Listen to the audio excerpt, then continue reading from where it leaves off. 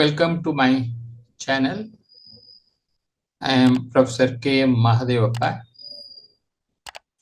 Earlier, as far as Master Degree in Public Administration imparted by IGNOU, I have presented syllabus of MPA-11, MPA-12, and today I have taken MPA-13, and there is one more, MPA-14. All these 4 subjects are of first year Master Degree in Public Administration imparted by IGNOU. Today MPA-013 is taken and the subject title is Public Systems Management.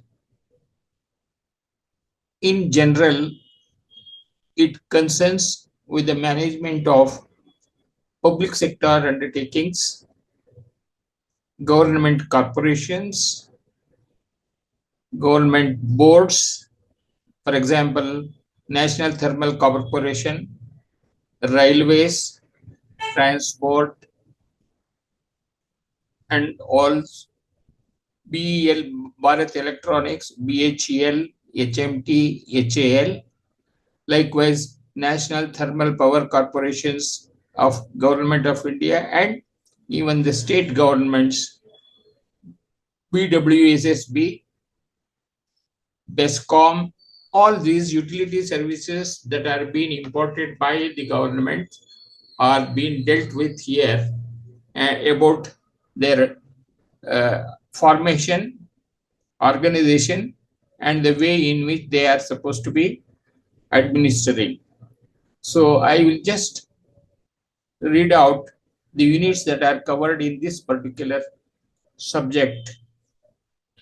Unit 1 is Public Systems Management, Concept, Nature, Scope, and Characteristics. Unit 2, Distinctiveness of Public Systems Management. Unit 3, Public Systems Management Constitutional Context. Unit 4, Public Systems Management Political Context and PSM Socio-Economic Context. Unit 6, New Technologies and Public Systems Management. Unit 7, Concept of Governance and Introduction. Unit 8, Governance, Role of Bureaucracy and Political Executive. Unit 9 is Governance again, Role of the Legislature and the Judiciary. Unit 10, Intergovernmental Relations in the Process of Governance. Unit 11, Financial Management. Unit 12, Materials and Logistics Management. Unit 13, Strategic Management. Unit 14, Key Management Tools. Unit 15, Management Information System. Unit 16, Work Measurement. Unit 17, Selective Market Techniques. Unit 18, Future Designing Techniques. Unit 19, Accountability. Unit 20, Responsiveness in Public Systems Management. Unit 21, Transparency and Right to Information.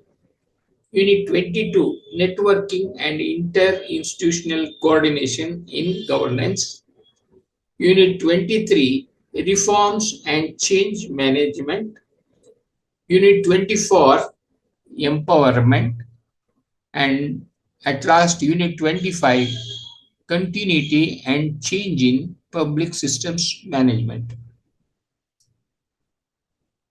In our papers, in the earlier interaction in the YouTube, we had dealt with MPA-11 and MPA-12, and today we are dealing with the questions that are being asked in June 2011 with regard to MPA-13. And here, a student is supposed to answer 500 words per question, each question querying 20 marks, and you need to answer 5 questions in the examination for each of the subjects that are there in the public administration, both in the first year and second year exams that are going to be appeared by the students. Today, I will just go through the questions that are being asked in 2011 terminal examinations, discuss the nature and scope of public systems management, analyze the social factors that affect the organization and working of public systems management in India, explain the concept of governance and briefly examine its various forms, examine the role of Indian judiciary in governance, write short notes in around 250 words on each of the following: National Human Rights Commission and State Human Rights Commission, relationship between bureaucracy and political executive, and so on. And from among these, I have taken one of the questions. The first question, discuss the nature and scope of public systems management, and the answer to this will be given to you in the next video. Thank you. All the best.